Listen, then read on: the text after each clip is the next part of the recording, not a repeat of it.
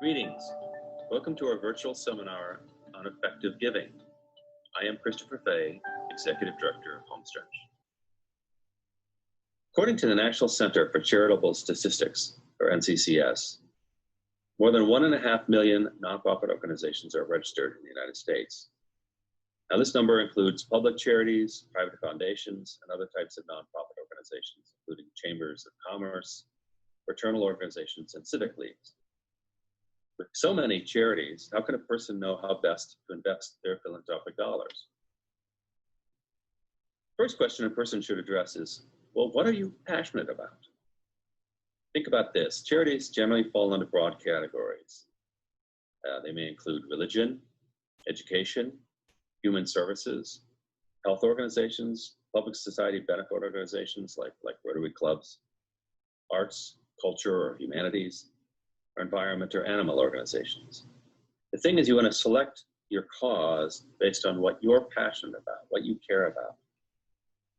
There's generally something for everybody. Even if you're interested in saving marmots, there's actually a charity out there. There really is. There's a charity just for saving marmots. Now, everybody has a cause or more than one. The thing is, you want to begin researching organizations that address your cause. Now, here's a case where the internet really is your friend. You can do a lot of research, find out who's doing what and what they claim about how well they do it. But you want to consider things like, are local organizations important to you? Or how about faith-based organizations?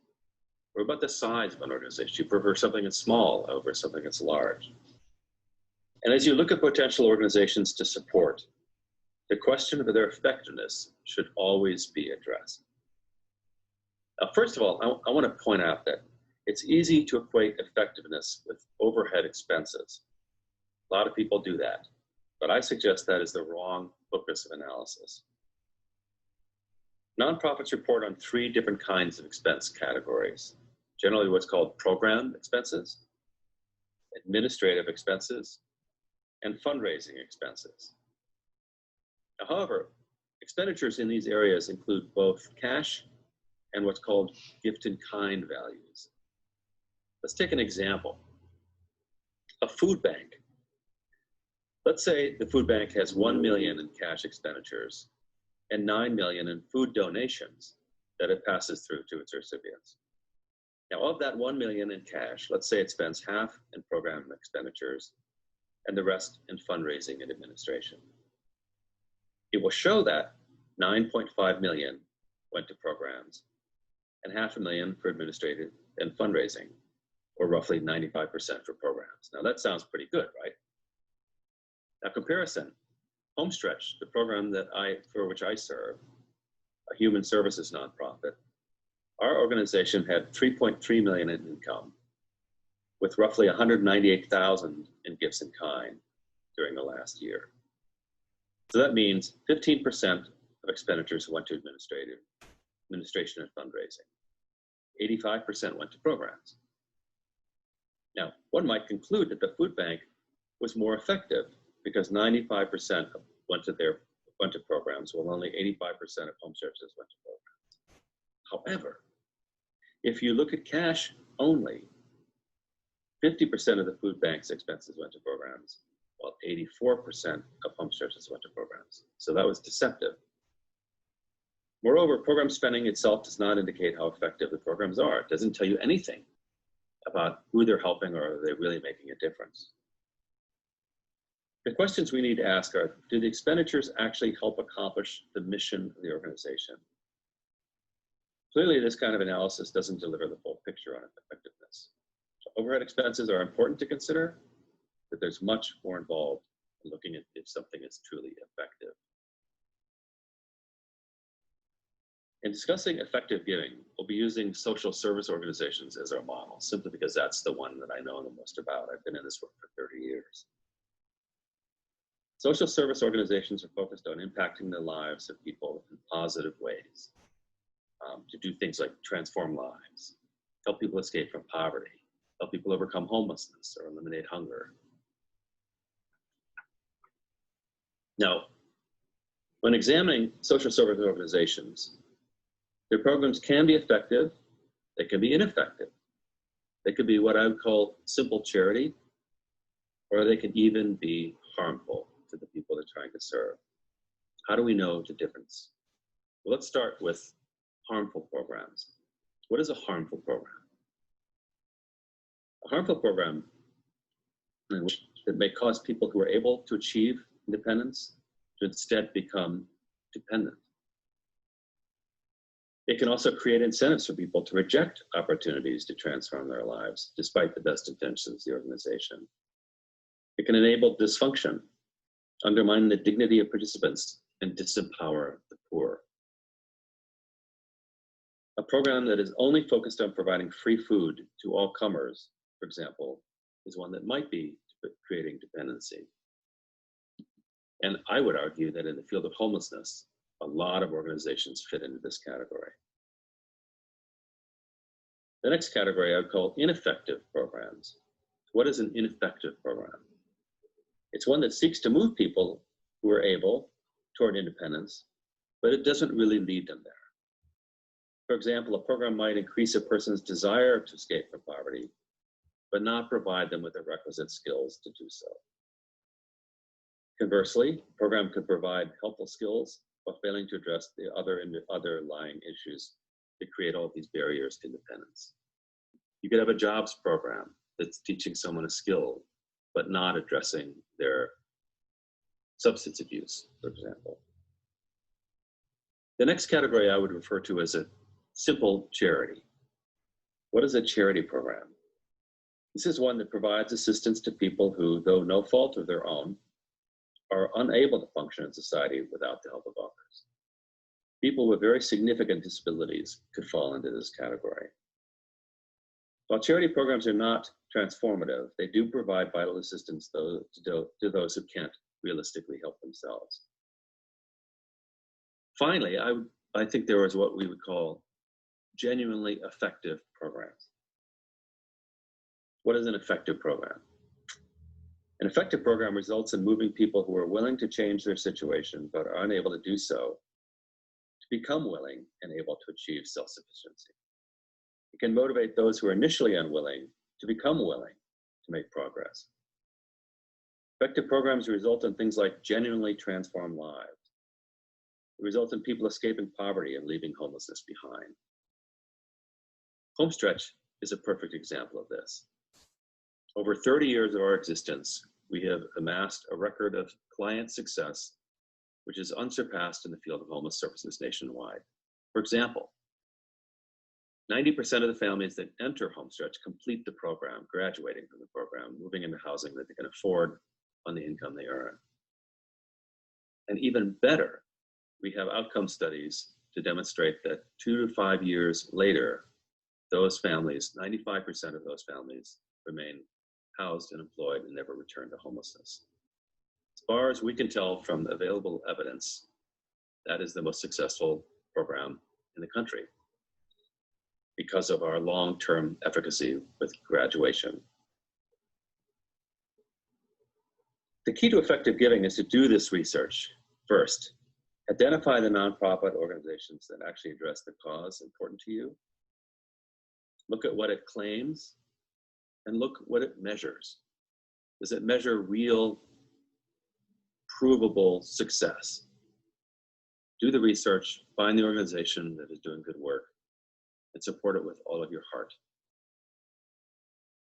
Now I'd like to introduce Ted and Danny, two friends of ours and experts in the field of financial analysis and investing, to talk about from their perspective, what is effective giving.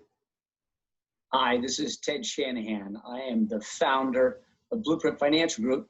We're a comprehensive financial planning firm serving families and closely held businesses, helping them achieve their goals and dreams and aspirations.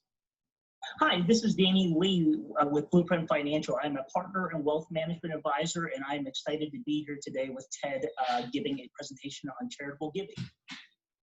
We are very excited to be here with you with our charitable planning. The value of planned giving, making more of your charitable gifts. We work very closely with Homestretch, but it's also something, working with charities, something that we do professionally. The rationale of giving is one that what we found, No one ever becomes poor by giving. Anne Frank said that. Matter of fact, we've actually found that many people actually get enriched by actually giving. We make a living by what we get, but we make a life by what we give. I love this phrase by Winston Churchill, because ultimately what we do know, may have not known this, but the research tells us that actually, from a neuroscience standpoint, when we give, we actually hit the same place in our brains, but where pleasure is and where joy is. So planned giving actually is an area that actually gives people joy when it is given freely. Think of giving not as a duty, but as a privilege. Sometimes I've heard the phrase that to those much has been given, much is expected. That expectation, if converted as an opportunity versus an expectation, we have a whole different way of thinking about that. If we give it openly, we give it generously, we also do it in a way that brings us joy. And I love this because my mother said it. It is better to give than to receive. So giving is part of who we are and is part of actually most people and our families and cultures. Why can't we do both? Is there a way to actually do both? Can we actually do both at receiving and giving all at the same time? So we're going to identify and prioritize goals and concerns, help people think about that, and then understand the giving options. First, what and why you want to do what you want to do. And then secondly is how do we do it? And what's the best way to get that accomplished? And you don't have to be a mega millionaire to be generous. Generosity is something that's part of humanity. And we found a lot of different ways why people do that. And we're very gratified by the study show us that the vast majority, virtually all people of wealth, anybody that has discretionary dollars above their own needs, we have found when asked, they actually are charitably inclined. And more than 98% of them still continue to make some kind of charitable donations year after year. And what motivates them to give? And this is the key part. And I have found that families are much better served and companies are much better served when they spend some time talking about why they give. You know, I'm help families talk about investing their dollars. And in that conversation, we talk about diversifying and asset allocating their portfolio, spreading their financial eggs into different baskets and into different types of baskets.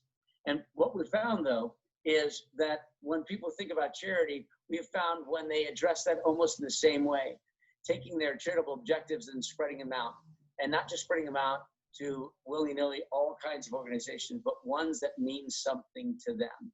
And we've found those that look at a local charity, something in their own community, serving those that live in that community, provides some tremendous psychic benefit, and typically has some tremendous financial impact, because those are the ones that actually are not major organizations and they are very dependent upon the donations of those that are philanthropically inclined.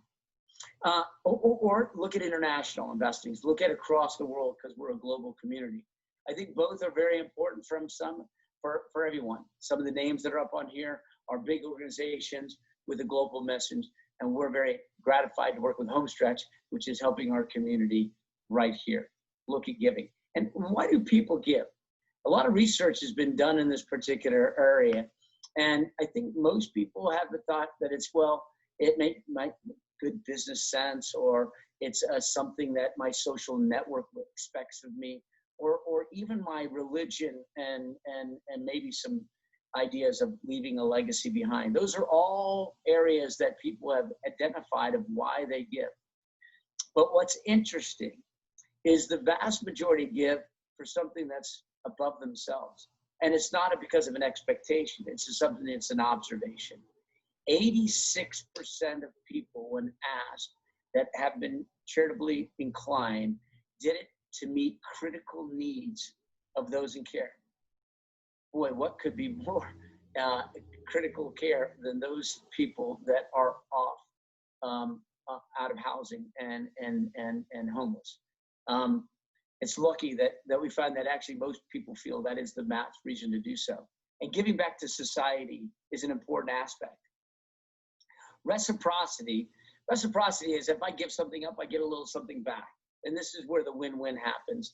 And I think the government, because it does look at the fact that the government can't meet all the needs of everybody in it. And we already know in this time of struggle that we're finding across society, it's very difficult for all the needs of every single person to be met, and especially by the government through its safety nets. And what I love about it says many people believe nonprofits should be provided services not just by government funding. That the vast majority, matter of fact, the majority of people believe it's a responsibility and an opportunity for us as the populace to support those that are in need. And we have found the vast majority of people do it. But how do they do it? How do they do it in the best way? Well, one was being asked. We found that more than 50% of the people, when asked about giving a donation, when they know that there's a need, they actually rise to the occasion and do so. So we're gratified that the majority of the decision-making people have in being generous is predicated on views that I believe are for the greater good. And but the question is how to do it most effectively. So I'm going to turn it over to my partner, Danny Lee, and he is going to go through those areas which are the best and most effective way to actually do this and accomplish the greatest good. Well, thank you, Ted. So what I want to cover today is how do we have gifting strategies that are most effective? And the advantages for givers are in this world, they enjoy income tax deduction. Typically, when they make a contribution or give a gift to a charity, they're able to deduct that off their income taxes.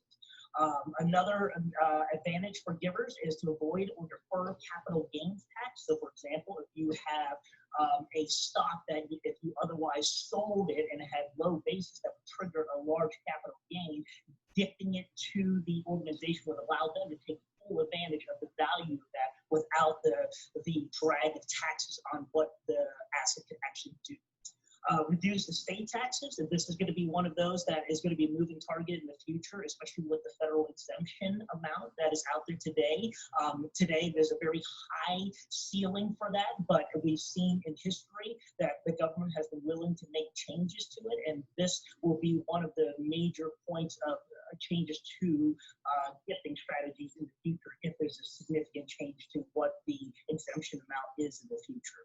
And then provide income for you or your loved ones. One of the things that is important for us is to say, how do we balance that desire to gift during our lifetime, but also make sure that we are financially secure for the rest of our retirement lives as well. So strategic giving helps your plan giving mean more. One of the reasons why we connect so well with Homestretch is, in a manner of speaking, the type of work that we do is to allow people to achieve financial independence. And similar to Homestretch's mission and objective is to not have a band-aid solution to homelessness, to get them to the point where they are self-sufficient and able to move forward. So, charitable contributions, the basics. Charitable gift deductibility for income tax is limited by 3 typical things. So when you make a gift to a charity, here are the factors of consideration one needs to take into account. We strongly advise folks that are doing this to work with their tax advisor, because ultimately everybody's tax situation is different and they are the final authority on what is and is not deductible. But the things that we are looking at for contributions is the factors are the type of charity you are contributing to, the nature of the gift, and then what is your adjusted gross income. So the reason why those matter is that the federal government, depending on the type of asset that you're ultimately contributing to, which is over here in this graph on cash, ordinary income property, long-term capital gain property, or type of charity, a public charity or a private foundation. There are different rules associated with what can be deducted. So if you're looking at this chart, public charities say when you're making a cash donation, a fair market value, which would be 1-for-1, that the limit of what you can deduct is up to 50% of your adjusted gross income. That also applies in the world of ordinary income property, but it's different for long-term capital gain property. So this is an example of saying where the limits are based upon your adjusted gross income over the course of a tax year. So what can you give? One question we usually ask our clients when we're doing retirement planning, and they are ones that have done well throughout the course of their working career in savings and investing, and they know that they will have something left over. The one question we ask is, what do you want to leave to your kids? Do you want to leave them cash? Do you want to leave them a business? Do you want to leave them a piece of real estate? All of these different financial vehicles have different considerations associated with it. Cash is probably the most common one that we are aware of because it's the one that's the easiest to do. I can log on to Homestretch and make a donation right there on the spot using cash. But for those who are trying to incorporate more sophisticated gifting strategies, looking at things like appreciated stock, real estate, collectibles, insurance, so on and so forth. All of these are potential possibilities to gift to charities into the future. And these are typically ones that we see that are out there. And I'll also introduce some ideas that people don't generally think about when it comes to gifting in general. So let's start with the reducing estate tax. And I'm going to give a really brief history about where we stand on this right now. So in today's world, a vast majority of American households are not worried about paying estate tax because as it stands today, if the planning is done right, a household, a married couple in a joint household can have up to $22-ish million of an estate value exempt from taxes. But if they had an estate that was any dollar over that threshold amount, that dollar would be taxed at a 45% rate, which is significant.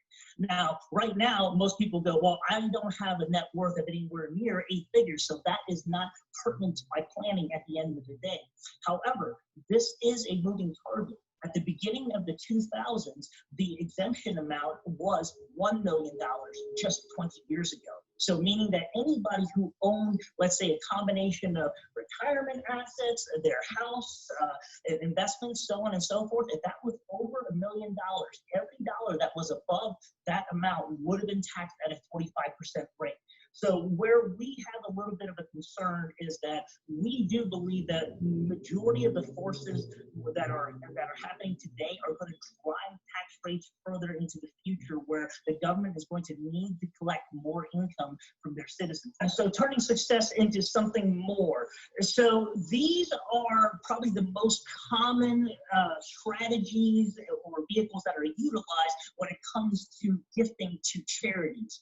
The first and foremost one is direct giving and bequests. Once again, just like cash as the financial vehicle that's most commonly used for donations, this is typically the most common method of donation as well, that there's a direct gift or bequest that happens for an individual. So giving directly, already had a planned charitable giving strategy in place, or it's important for your charity to have your gift immediately. Giving them directly to the charity would make a lot of sense if these are your goals and objectives when it comes to gifting to a charity. So the reason why this is probably the most common is because it's simple and it's convenient. It's a very easy way to benefit your favorite charity.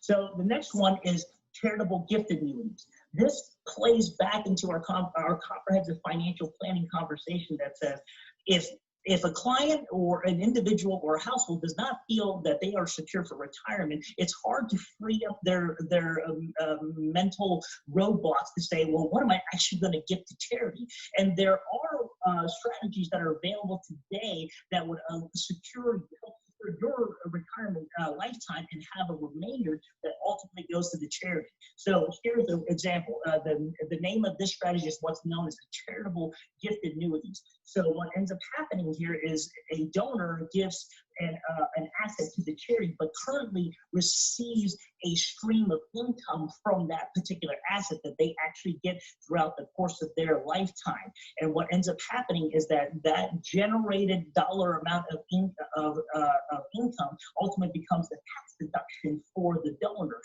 And ultimately, whatever's left over post their lifetime is gifted to the charity in that particular case. So you have a situation that says, if I have an asset that I wish to give to the charity, but I also want to make sure that my income needs are taken care of for my lifetime, there are strategies that we can employ in that situation. And that would be known as a charitable gift annuity. Charitable remainder trusts. So this one is a little bit different in the sense that the type of assets that are being gifted in this particular case aren't being given to the existing donor as a stream of income, but it's something that they can actually raid on what we would call an ad hoc basis. So the donor contributes assets to the charitable remainder trust, somewhat similar to the gift annuity I mentioned a second before. And what ends up happening is that throughout the course of their lifetime, they still have access to those dollars to support themselves, but ultimately at the end of their life, the remainder ends up getting distributed to the charities. Gifts of life insurance. This one is the one that probably isn't as well known as a financial vehicle that can be leveraged. So in this particular world, if this is set up correctly, where ownership is done in a very specific way, you can actually gift a permanent insurance policy that has a death benefit that is there as long as you live, where the premiums that you pay on behalf of that policy are tax deductible, and ultimately the beneficiary of that life insurance policy becomes the charity. Now, where we've seen this actually in play with our clients is that folks that had acquired permanent insurance, let's say early on in their working careers, and it satisfied what they needed throughout their working careers, and when they got to retirement, they had amassed enough assets, but they have this one hanging at the side that says, well, I don't really need life insurance anymore at that point in time, but I do want to be able to endow this charity. So what's great about life insurance is that generally speaking, when designating beneficiaries, that death benefit is ultimately a tax-free death benefit that goes to the organization. And one thing that I would state in this case, knowing who your charity is very important. Do they even have the capabilities to manage other types of assets that people would give, like real estate? So one thing very attractive about using life insurance is ultimately they get it as cash, and they can direct the proceeds on where they see ultimately it's fit. So that would be gifts of life insurance. A family legacy of charitable acts. As we know, there are a ton of charities that are out there, and certainly the prominent ones have achieved some level of global recognition that they are able to reach just a very wide population. This is one of those easy ones as well from a gifting perspective that says you can contact a lot of these organizations and they have different levels of gifting, just like Homestretch does here, and allows for people to, at various degrees of financial capacity, to be able to gift. So checking in with your local charities and seeing what other options are available out there for them specifically could help open up opportunities that you may not have considered before.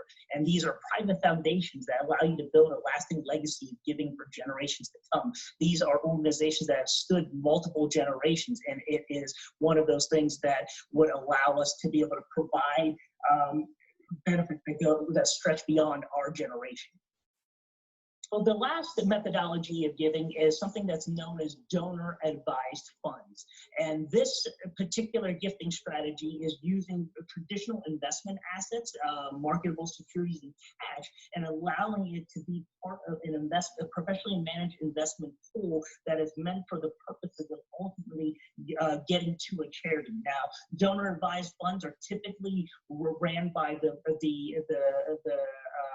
players out there in the marketplace that you probably have heard of, Franklin Templeton, Fidelity, American Funds, so on and so forth. And within their respective donor-advised funds, you'll have to look into them individually, but within those donor-advised funds, they'll tell you that they already have this percentage split up within that overall pool of assets that would ultimately be going to these particular charities. And it's usually these charities that you identify with that would have you invest in this particular pool, but it allows you to be part of a much larger, investment pool of charity, of donations that can happen in the future. And some of these donor-advised funds actually even give you some flexibility to direct what portion of your contributions goes to a specific portion of charity. So this one is is one that is becoming pretty popular out there nowadays because a lot of folks are familiar with the traditional funding vehicles of mutual funds, stocks, and bonds, just like they have historically within their retirement accounts. But these contributions made are also tax deductions that become current year tax deductions and then professionally managed to endow the charity at some point in the future. So, though, with that being said, those are the general strategies that are most common out there as far as how we can make gifts to charities. Now, where we typically play our role within this conversation is helping people achieve their goals, dreams, and aspirations, because we do work with a lot of individuals that have similar goals, dreams, and aspirations. People rely upon us to ask what are thought-provoking questions. Why do you want to leave this dollar? Who do you want to leave it to? How do you want them to receive it at the end of the day? We hope that this presentation was informative and has given you some ideas of how you can be more effective with your planned giving. Blueprint couldn't be more proud to be affiliated with Homestretch. Corporately, we find it to be a great relationship. Individually, all of us benefited from it psychologically, psychically, and love giving back to our community. We're happy to help. We hope this information is useful and in a way that you can be more impactful in our community and specifically with the great relationship with